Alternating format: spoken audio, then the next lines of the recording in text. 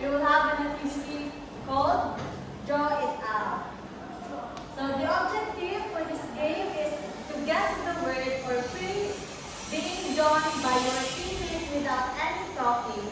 The team with the most correct guesses wins the game. How to play? One, the class will be divided into two groups by combining two groups together from the original four groups. So group 1 and group 2, group 3 and group 4. Next, choose a member to start. Mamili mo isa ninyo ka member na representative para mao ang mag-draw sa whiteboard na inyo din i-guess kung sa itong iyang ginag-draw.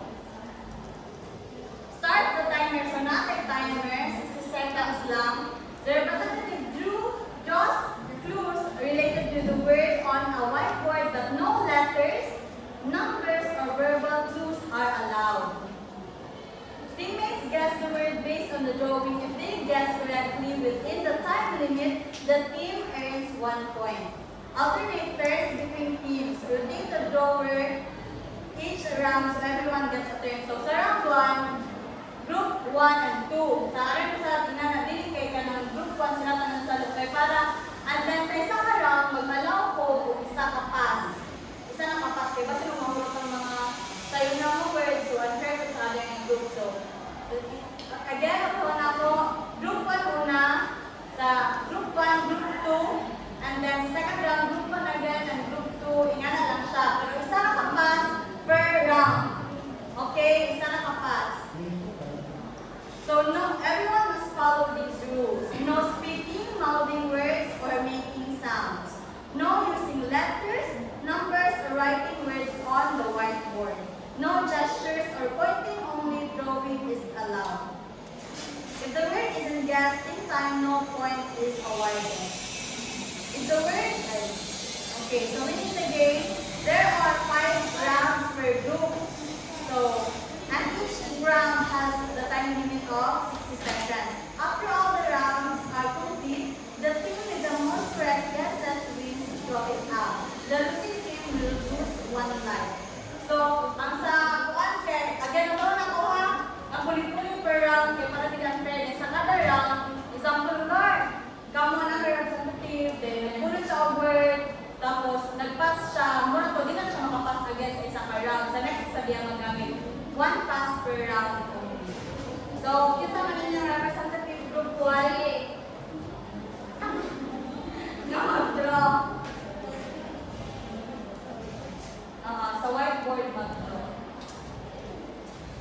60 seconds only. Okay, Andra? Ate Prince, ikaw mag-draw din ka. Kira, sa tao na rin yung dira? Andra, ikaw drawing.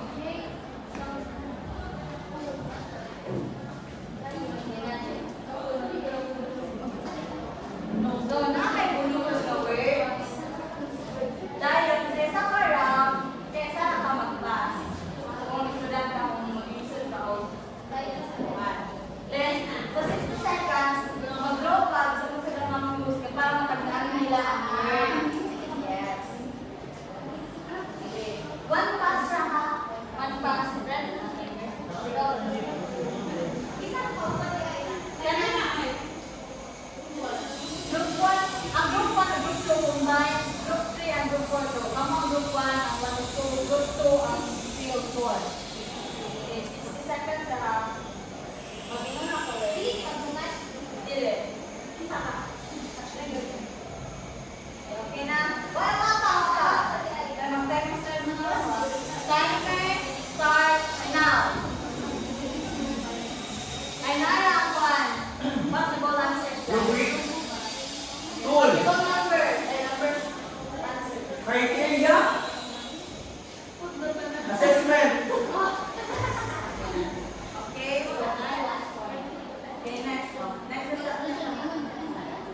so now we're 1 point. Next new group. Kita ang representative. Kita yung representative. Si Juan Ricard. Sige. Nine ang possible answers ka. Sorry, sorry. Dahil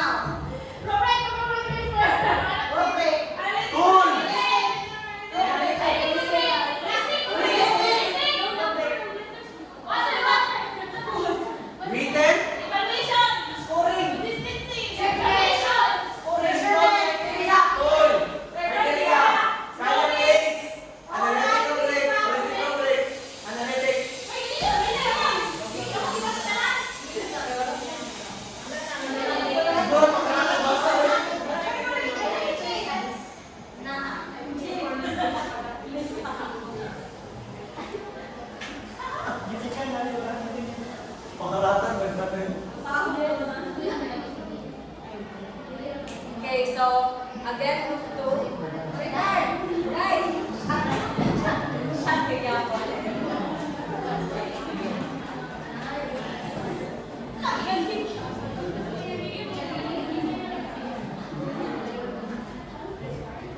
Timer. Start. Now. Performance please. Performance please. Product please. I hope improvements. Alright. Performance please.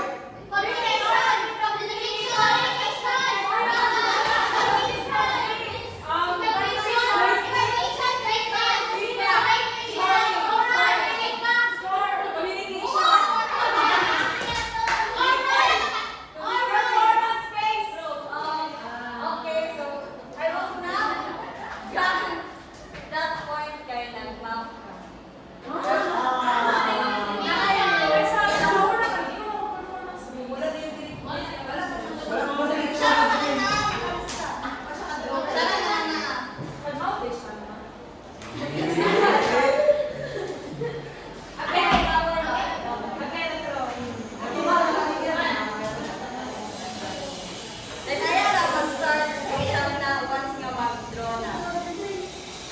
Group 1 again. Group 1.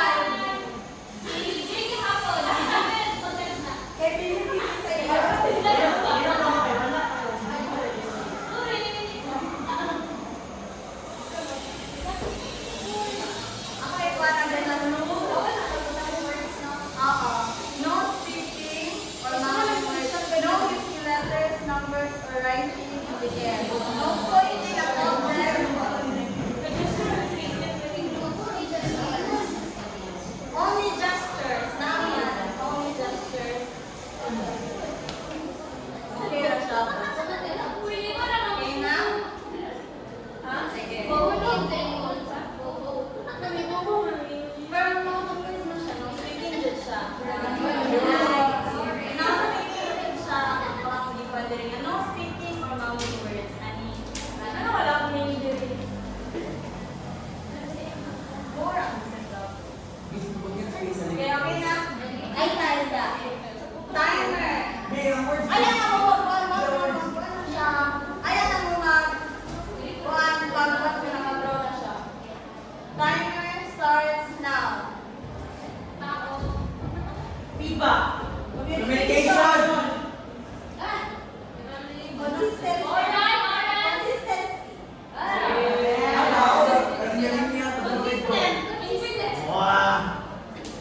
Okay.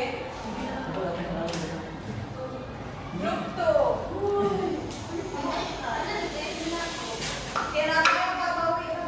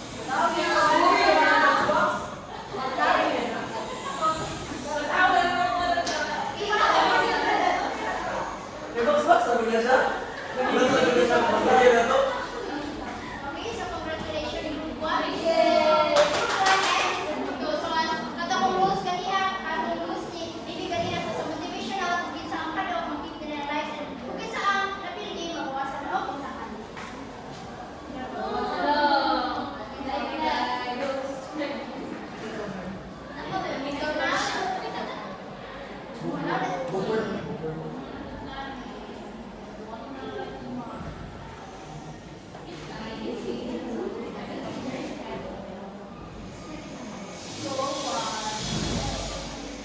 good afternoon, everyone. Good afternoon, everyone. So, here's our topic in this afternoon, the ABCs of rubric assessment.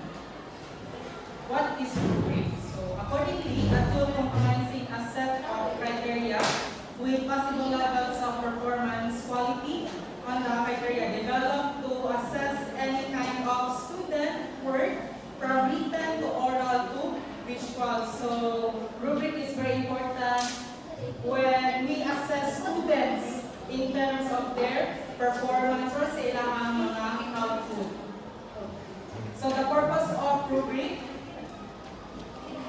the rubrics can help clarify your expectations and will show students how to make them, making students accountable for their performance in an easy-to-follow format. And feedback that students receive through a grading rubric can help them improve their performance on revised or subsequent work and align with the learning outcomes. So, question number 1.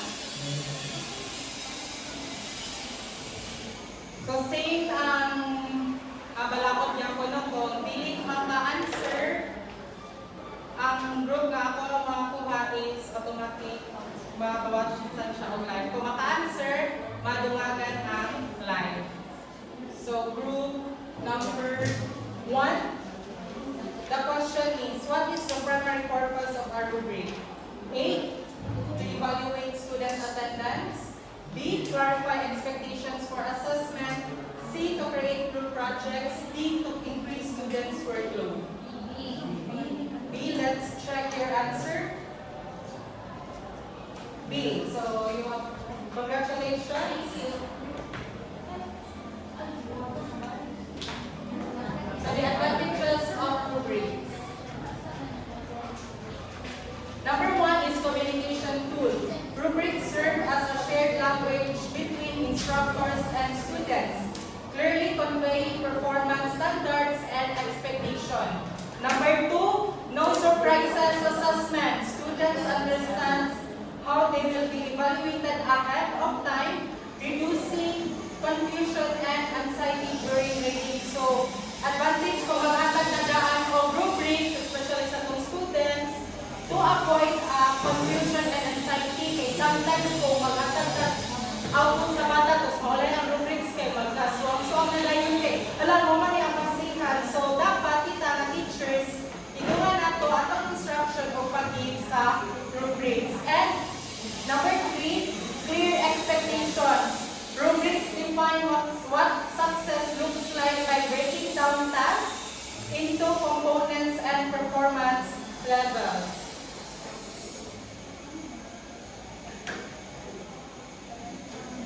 Number 4, consistency and fairness.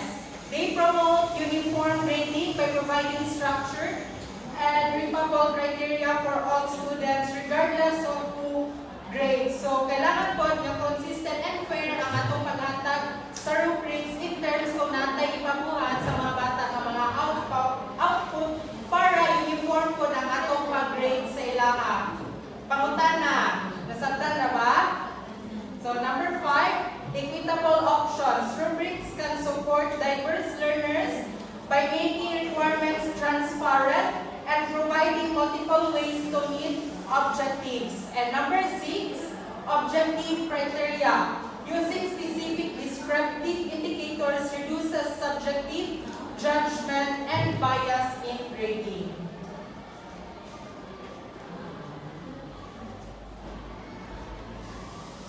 Number 7, observable requirements. Criteria are based on observable behaviors or products, which makes assessments concrete and measurable. So, kung magatagtag output sa mga bata, kailangan po nga ang ilang requirements is haom dito sa atong ginapabuhat para po nga haom po ang atong ginahatag nga rubrics. And number 8, dispositional behaviors. Rubrics can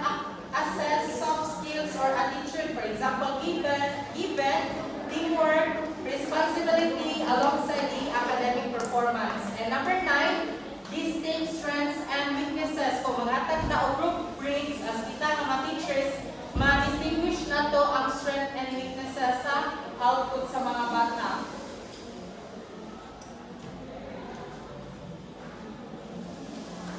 Number 10, relative importance of task components. Rubric can assign weight to components, helping student focus on the most critical aspect and assignment. For example, natay activity karon kumatagan ta og rubrics kung unsay naa sa rubrics mo gid ato ang pinang-focus nga buhaton. So, mao pud ang advantage sa giving rubrics. And number 11, the formative and summative assessment. They support both ongoing feedback for formative and final evaluation for summative within the same tool. And varied entry-level skills. Rubrics can accommodate students at different skills levels by outlining a progression of performance. And number 13, course grades as well as the project grades. Kung unsa ang nasa syllabus or unsa ang nasa ato ang lesson plan, mao po ang ato ang haong nga ihatag nga rubrics and criteria. So rubrics work across contexts, whether grading a single project or contributing to a broader course grade. So question number 2.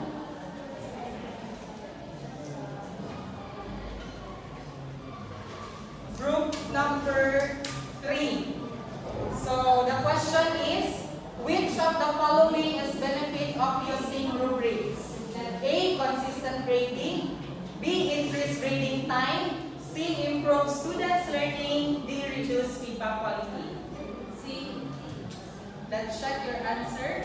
So congratulations, you are correct.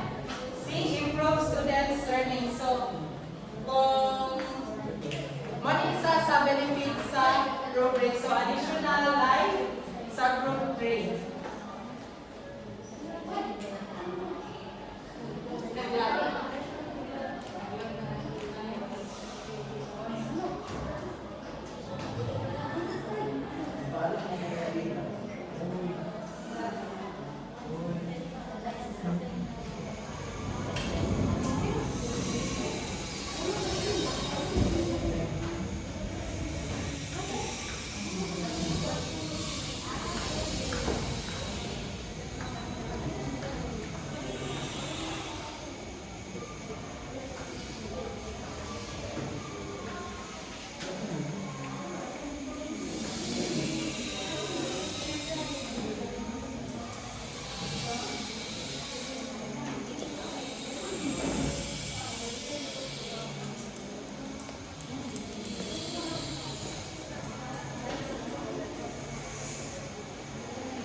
Here also the rubrics of advantages or the key components of a rubric. So number 1 here is rubrics function as communication tool to clarify performance expectations for tumatag ta og rubric. So kita mga teachers kung sa ipa-perform sa bata, so expected yun nga ila tong buhaton kay naghatag na ta og rubrics. For the more clearly we communicate our expectation, the better chance our students have of meeting them. And number 2, rubrics are ideally provided along with the syllabus, or if it is not possible, well in advance of when students would need to begin working so that students and professor can plan ahead.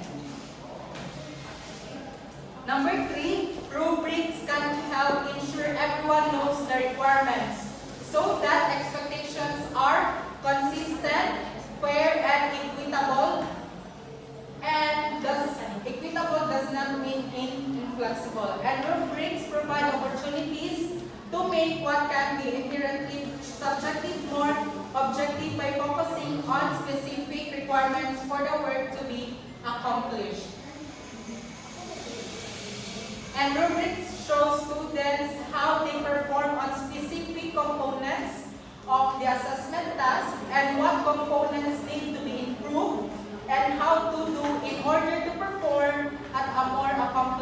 level. And rubrics can help students understand what the task will involve, what they will need to do in order to accomplish it, and what the important components of the overall task will involve. And rubrics can improve a means to score students' disposition that may not be tangible or observable, but can be observed in all kinds of behaviors that result from these intangible components. And rubrics can be used as developmental guide as well as for the primary purpose of providing formative, work-in-progress assessment, or final and summative assessment. And rubrics can assist the instructor to more accurately pinpoint the progress made by each student, especially in classes where students come in with widely varying backgrounds or skill levels. And rubrics may be used to determine composite course grades in addition to using them for the evaluation of primary performance tasks in the course. So, bonus question. So, paunhanay lang kung isa na mapata. So, is here the question. Explain how using a rubric can facilitate feedback for students and why this is important for their learning process. And 1, 2, 3. Good, 3.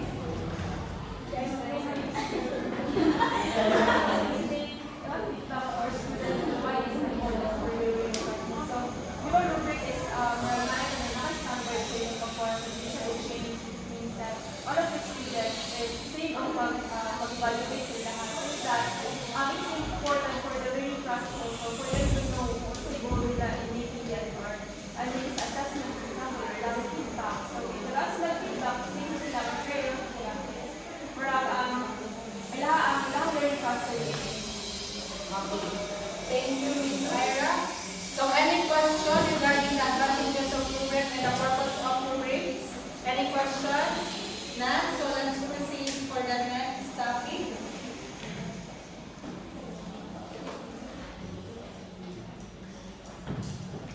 So good afternoon, everyone. Our next topic is about the basis for assessment is performance or product.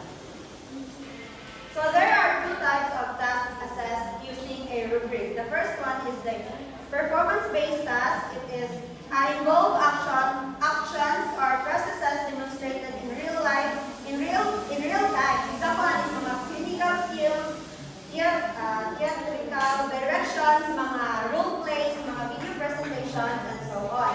And then the next one is the product-based task. It is involve tangible artifacts created by a student. Example is mga essays, mga composition, and lesson plan. So allow me to discuss the performance-based rubric. So, unsa ang performance task rubric? So it focuses more on skills demonstrated through actions, not necessarily producing a final physical object. So more on skills good ang generate or ginawan aning performance task rubrics.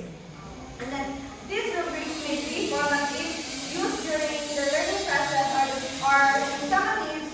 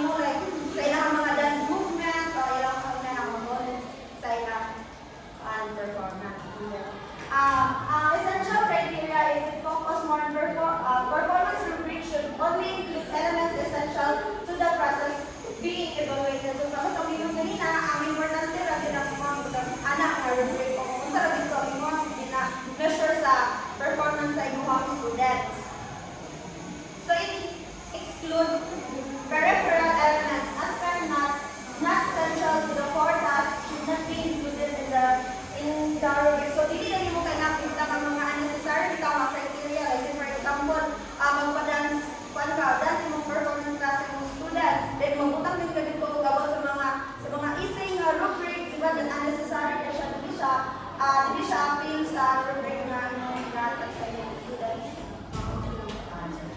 So, the criteria must be aligned with the purpose of the task and what is aimed to teach or assess. And ang example natin is if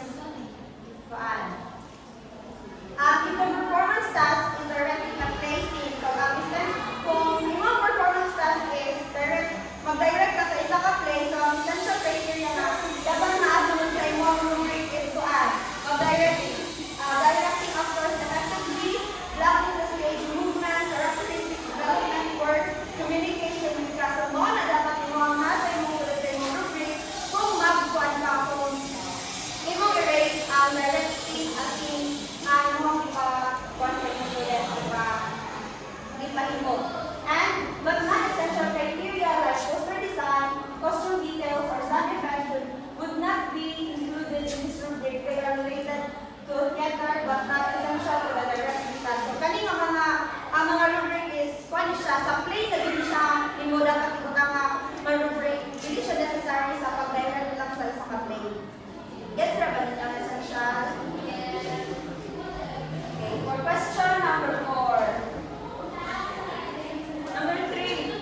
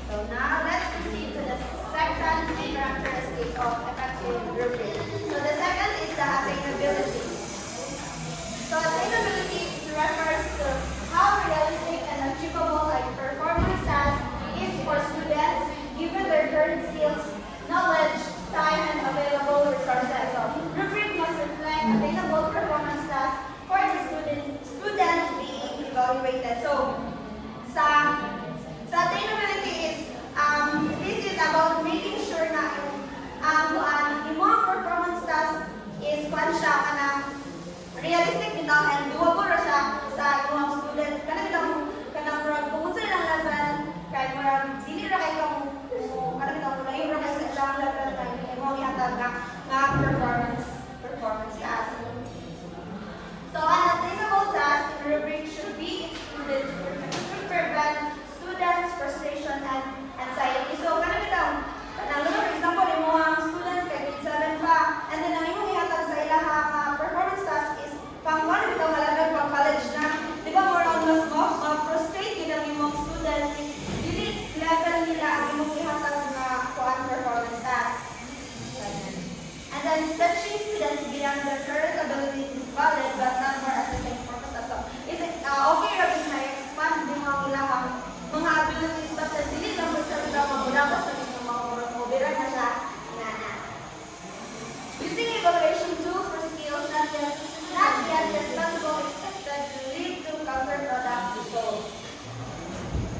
So an example is if a college freshman visited a research library and was curious about by doctoral dissertation. So, sa pagsulod niya sa library, mga sila, ilang experience is kung siya, ma-inspire din sila sa ilang mga nakita sa library, but then, hindi siya pwede na i-evaluate.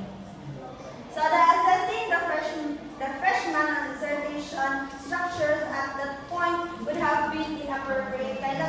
ilang yadon is pang doctoral nga library, and then sila is bago pa freshman pa sila, and then more really pa sa appropriate or kung mo na ang nga performance lang sa ilang teacher kay bakit yung dili alay na ang doktor na ano sa ilang inana.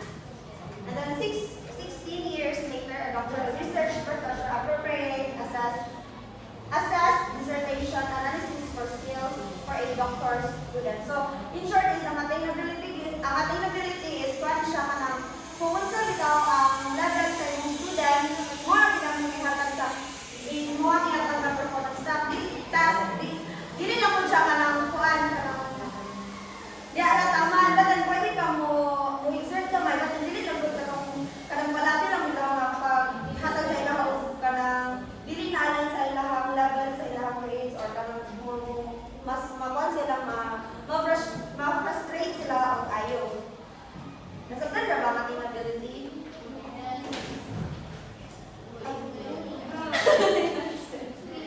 Sige lang.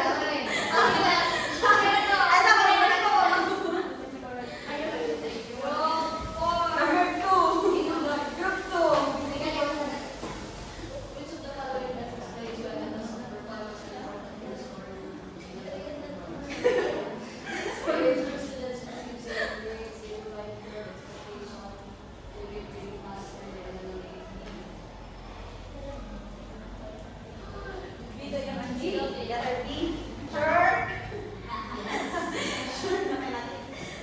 So letter B, ang answer to provide detailed expectation and support of specific objective assessment. So the last one is the last performance task is the developmental levels. So developmental levels refers to the process of evaluating how a learner progresses through different stages of skills or knowledge development using a rubric. It involves identifying and describing specific level of behavior that demonstrate increasing competency from novice level to mastery. So, ang level is paano siya? And this is about coaching ka ng yung sa pag-improve sa student from beginner to master. Ano siya ang level of developmental level. It also checking how yung sa pag sa students, yung sa pag-improve step by step developmental levels. So the purpose of rubric assessment is it helps identify observable behaviors that show progress from to proficient performance. So sa pinong ganina, ang more ang ginaano is kanang ang ang rubric is from yun sa pag-improve lagi sa students from dili kay sila katulo and then up to master na sila ani nga performance. And then the challenge of defining this level, it is important to ensure no stage of developmental is missed when creating developmental level. So when we use this rubric is dapat yun na wala kayo malintan ang kuan sa kanang level from novice from developing proficiency and mastery. Dapat kung magamit ka nga kuan is wala gyud kay mangisa na ang isa para ma-check gyud nimo kung tama ang improvement sa inyong students. And then developmental as a continuum, its skills develop happens gradually, not in fixed steps, making it hard to fit into rigid rubric category. So developmental as continuum is dili siya mag-develop ito ang mata ka, like siya bitaw siya, kailangan din siya step by step and slowly lang din siya pag-develop. And then creating clear levels, it requires defining specific behavior and drafting clear language to describe performance in each rubric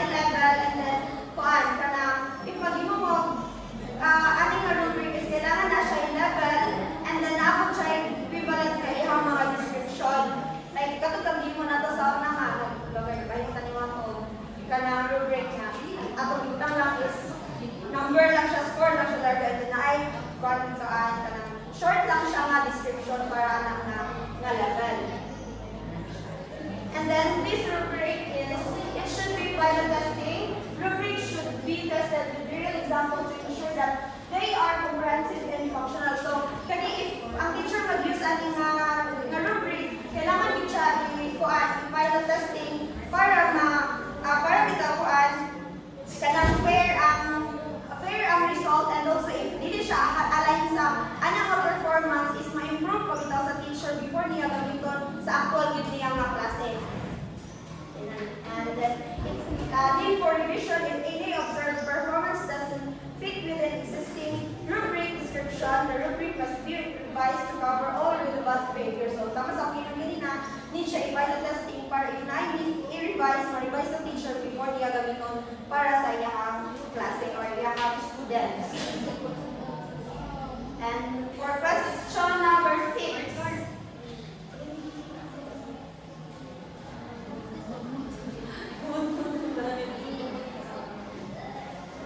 One. What is the main reason if pilot testing for?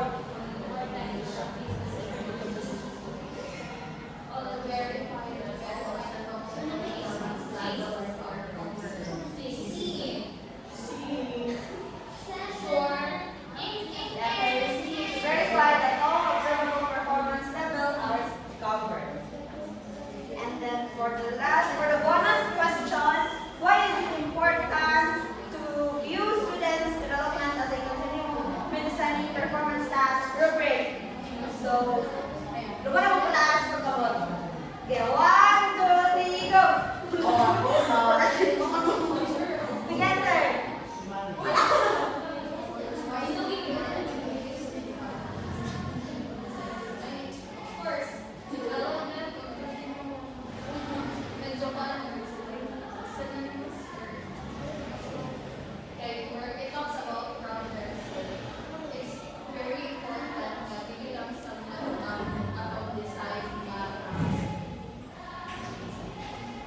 Thank you.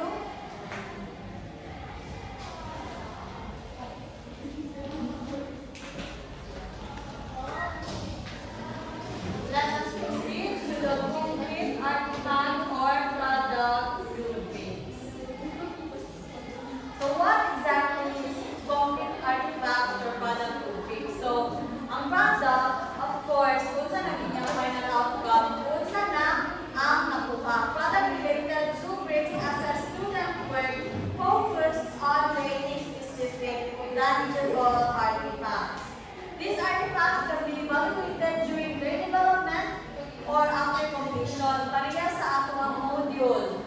Nga kanang i-evaluate siya during siyang paghimo o i-evaluate pa rin siya pag kakuman na o paghimo. Another question, kasi gusto magtugon. Si Rijan, another question. Ang research paper ba may concrete artifact or product or deal? Yes or no? Yes. Why? Alam ko, doon na lang Kim.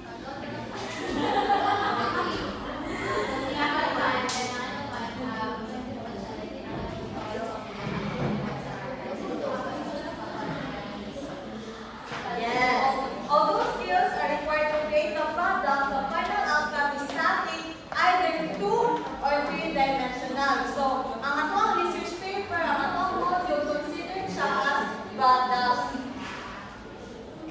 The finished product will be physically placed on professor's desk, displayed publicly or submitted electronically. So, pareha sa gibon lang sa presentation, di ba sa una nga kanang product siya for i-report ta nga kailangan i-picturean ko sa process kung niyang final ng product na nabuo sa inyong output. Question. Dagan ako question. So, group 1. Dagan ko question. Sige, pag-bukas na sa group. Sige, go ka na lang.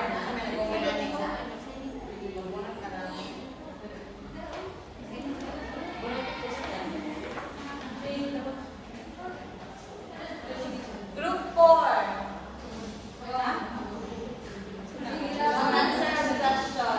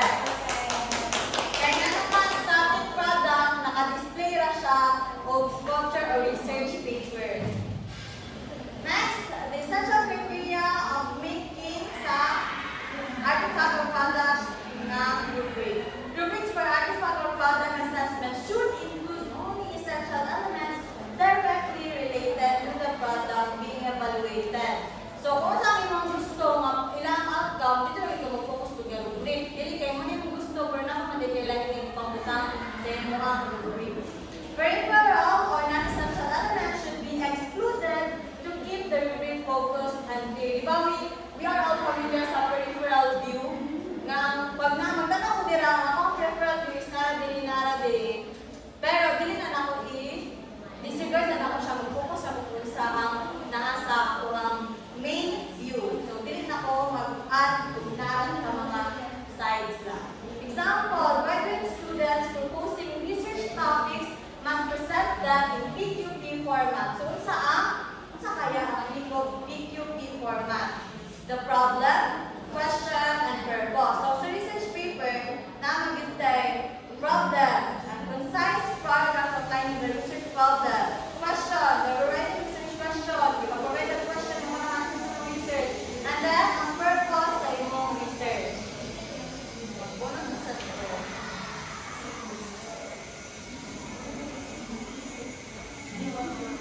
Next question. Group 1. Group 1, who's going to answer? Question. Which of the following is an essential criterion to include in a rubric assessing a student's PQP?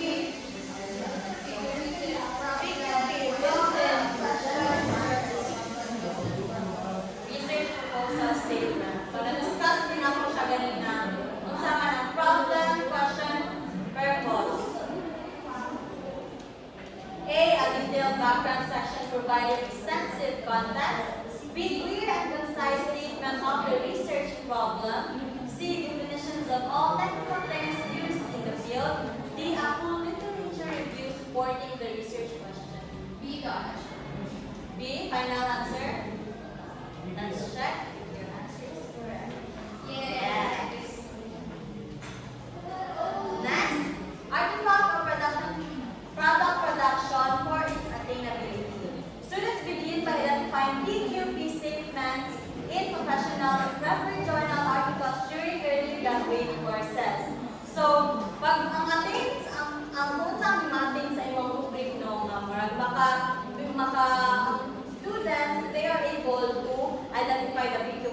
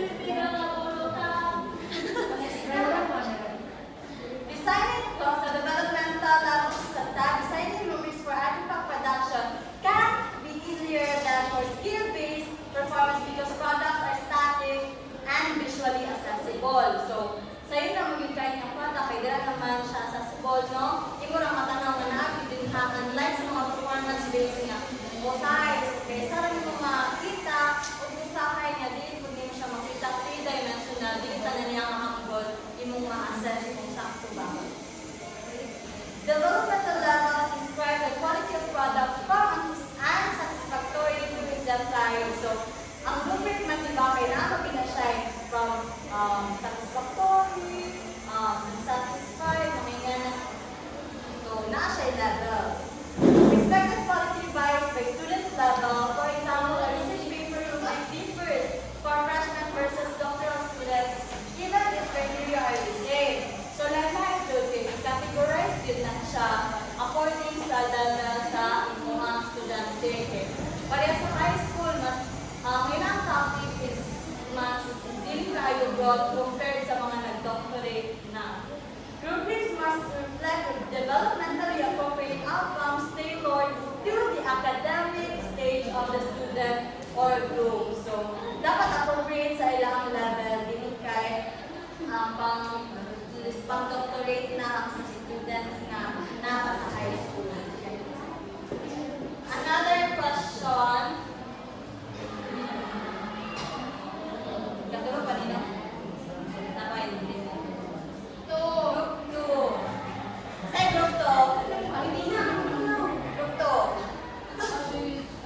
How do developmental levels influence artifact or product with design? A. They make all rubrics identical regardless of student level. B. They adjust expectations based on the student's academic stage. C. They eliminate the need for feedback. Final answer? Let's check. The answer is letter B. For group 2. Combining performance and product. Rubrics can assess both products and processes to provide comprehensive evaluation. So, of course, na-highlight man yung paggamit sa rubrics depending sa products ba siya or process siya. Useful in higher education and secondary settings, especially for portfolios, combining coursework and related experiences, example, internships or practical. Programmatic rubrics may include strengths for final products like senior projects or theses, and process-focused performances or internship collaborative. Combining product and performance assessment helps make subjective state judgments more objective. So, dapat yun nga, objective ka, pag mo i-combine ang performance of product, kaya para compare sa tanang student. Question number 11.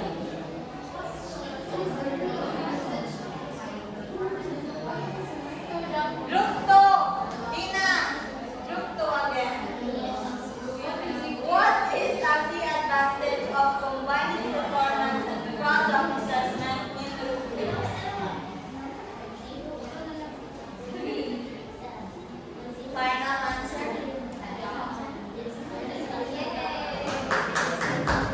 Correct.